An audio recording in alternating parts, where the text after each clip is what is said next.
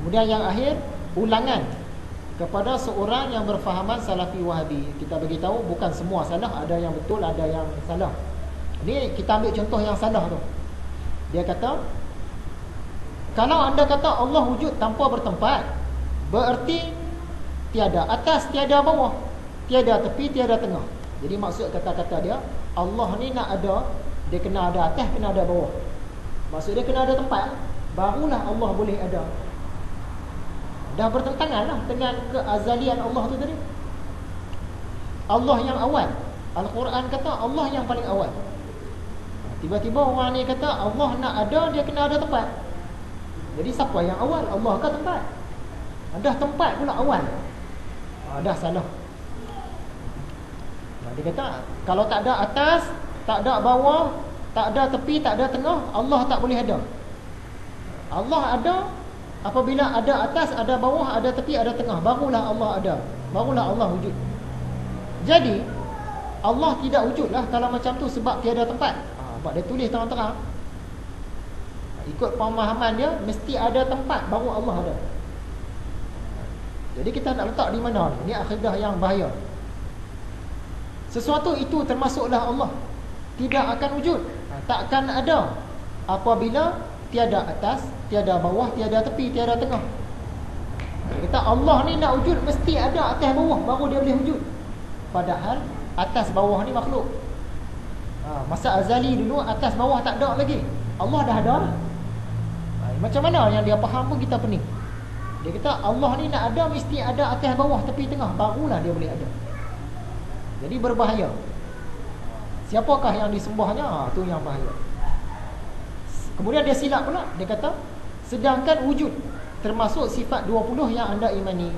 Dalam pelajaran sifat 20, mula-mula wujud, artinya Allah tu ada. Tapi dia tak belajar, dia tak faham.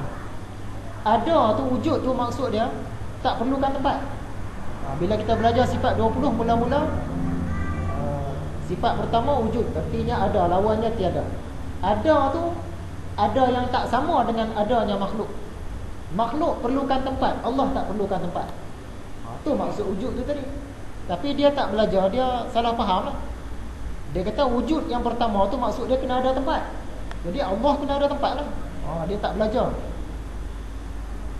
Jadi daripada tulisannya ni kita faham, yang pertama, Allah ni sifat dia lemah sebab kena bergantung dengan makhluk, iaitu tempat.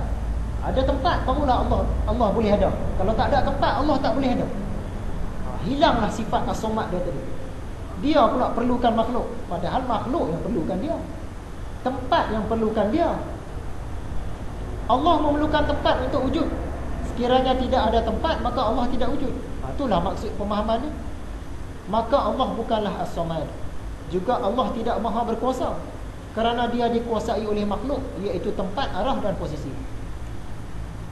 Yang kedua, dengan pemahaman dia tu maksud dia alam ini khadim, asal-asal dah ada. Sebab dia kata kalau tak ada tempat, Allah ni tak boleh ada lah. Maksud dia sejak azali dulu tempat dah ada. Kalau ikut pemahaman kita, masa azali dulu tempat tak ada lagi, yang ada hanya Allah. Tapi ikut pemahaman dia, azali dulu dah ada tempat. Sebab Allah perlukan tempat untuk ada, perlukan atas bawah. Jadi secara tak langsung, tanpa dia sedari, dia mengatakan alam ini pun khadim, padahal Allah saja yang khadim. Tapi dia beranggapan alam ni pun khadim. Ini pun bahaya. Sama dengan pandangan ahli-ahli falsafah. Yang ketiga bahaya dia, maksud dia orang ini walaupun dia mengaku Islam, orang Malaysia lah ni, selama ini dia bukan menyembah Allah yang esa, tapi dia menyembah Allah yang bercampur dengan makhluk. Sebab Allah tadi bercampur dengan tempat, iaitu Allah yang bercampur dengan tempat, arah dan posisi. Dengan kata lain, orang ini sudah menyekutukan Allah dan sudah melakukan kesyirikan. Itu bahaya. Yang keempat, maksudnya orang ini termasuk ke dalam golongan yang terhijab daripada Allah dengan hijab gelap bercampur terang, yang kita belajar dalam kitab Mishkatul Anwar. Sebab dia percaya Allah ni memang ada. Tapi Allah ni ada arah ke atas. Ingat Imam Ghazali kata, dia percaya Tuhan ada, tapi dia tersembah selain Tuhan. Dia sangka sembah Tuhan lah. Sebab apa? Paling kurang dia kata Allah ni ada arah atas. Ada arah di atas. Dia kata ada arah di atas tu, dia dah sembah makhluk lah tu. Yang kelima, maksudnya orang ini dia tak tahu pun pelajaran sifat 13, sifat 20. Tapi dia rasa tahu. Dia dengar orang lain kata sifat 20 ni salah lah apalah, dia pun tulis sama. Sifat 20 salah. Dia kaji tak pernah. Dia dengar orang cakap orang kata sifat 20 ni salah, dia pun kata salah. Bila orang kata sifat 20 wujud yang pertama tu maksud dia perlukan tempat, dia pun kata kenakan tempat, kena ada tempat. Padahal mana-mana guru yang mengajar sifat 20 tak pernah seorang pun kata wujud yang pertama tu ada tempat. Tak. Jadi dia tak belajar, dia tak tahu, tapi dia melawan. Dan kesimpulannya, orang ini sudah menyamakan Allah dengan makhluk. Makhluk perlukan tempat, Allah pun perlukan tempat. Dah samakan Allah dengan makhluk. Ini bahaya.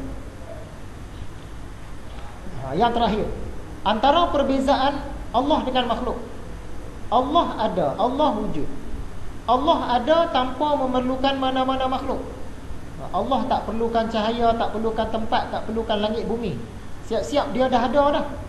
Tetapi makhluk memerlukan Allah untuk ada. Kalau Allah tak buat kita, tak ada lah kita. Allah pula, siapa-siapa tak buat dia pun, dia memang dah ada dah. Jadi berlawan lah dengan kita, berlawanan. Yang kedua, Allah sudah sedia ada sejak azali. Sebelum ada apa-apa lagi lah. Sejak awal berawal. Makhluk pula pada mulanya tidak ada. Selepas dia adakan oleh Allah, barulah makhluk ada. Allah ni asal-asal dulu memang ada lah. Makhluk pula asal-asal dulu tak ada. Lepas tu baru ada. Sebab tu dia katakan baharu.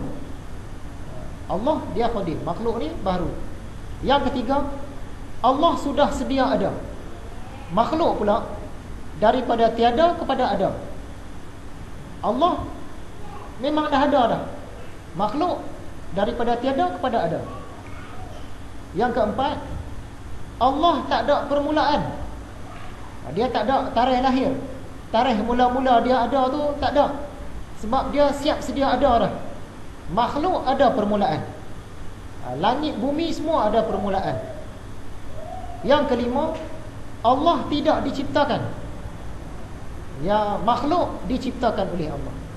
Yang keenam, Allah tidak dipengaruhi oleh mana-mana makhluk, termasuklah tempat, ruang, arah, posisi, kecerahan, kegelapan, sempadan, had, batas, tepi, rupa, warna, jernih, langit, bumi dan semua-semua ni Allah tak terlibat pun. Maksud dia tak perlu pun benda-benda ni semua. Benda-benda ni semualah yang perlukan Allah. Yang ketujuh, Allah tidak pernah mengalami sebarang perubahan. Kata dulu dia muda, sekarang dia tua dah. Ada. Allah macam tu lah. Dia tak berubah langsung. Dulu dia kecil, sekarang dia besar. Tak. Macam tu lah keadaan dia. Dulu dia kelabu-kelabu, sekarang warna dia tukar jadi jernih. Pun tak juga. Sebab dia tak berubah langsung. Jadi dengan pelajaran kita yang seringkas ini, kita dapatlah mengusahakan agar terselamat sekiranya kita bertembung dengan perkara-perkara yang meragukan. Kalau orang kata nampak Allah ke apa ke, ada warna tak? Ada warna tu bukan. Senang kan? Tak payah ragu-ragu dah. Nampak je, bukan. Ada pula tepi tu, bukan tu. Ini usaha kita lah untuk selamat. Kalau Allah tak bagi selamat, tak selamat juga. Bersisa pun tak selamat. Tapi usaha kita untuk selamat. Dia pelajaran kita ni sebenarnya baru masuk muka surat yang kedua. InsyaAllah pelajaran akan datang kita sentuh tadi jauhar dengan arat. Ni istilah-istilah yang nak kena mendalam sikit. Jauhar tu apa benda, arat tu apa benda. Pelajaran akan datang. Akhirnya, dulu kita pernah belajar kitab Kifayatul Muhtaj. Kitab ni tulisan Jawi lama. Zaman Fatani dulu ni, Syekh Daud Fatani dia tulis. Selesai lah kitab ni. Nipisnya kita belajar dalam 23 kali kuliah. Dalam berapa hari sudah, satu orang sahabat dari Melaka, dia kata, "Ustaz minta nombor rumah. Dia kata nak kirim kitab." Rupa-rupanya kitab ni dia ubah ke bahasa Melayu. Tadi sampai. Terima kasih dekat dia hadiah aja. Kifayatul Muhtaj. Bahasa Melayu. Senang nak baca. Bahasa Jawa ni kita pun tergeliat juga. Apa sebab tak sama. Bahasa lama ni pening. Bahasa petani pula lenggok bahasa dia lain, tapi kita alhamdulillah lah habis. Jadi dia buatlah ni. Tulisan Rumi semua. Dia susun dengan kemas. Cantik. Dan yang Jawi ni pun ada di bawah belakang.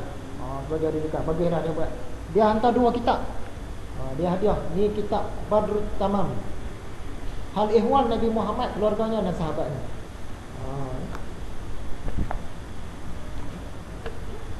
Jadi rasanya sekadar itu saja. InsyaAllah sambung lagi. Kita nak bicara tentang jauhar, tentang Arab dalam kuliah yang akan datang. Wabillahi taufiq wal hidayah. Assalamualaikum warahmatullahi wabarakatuh.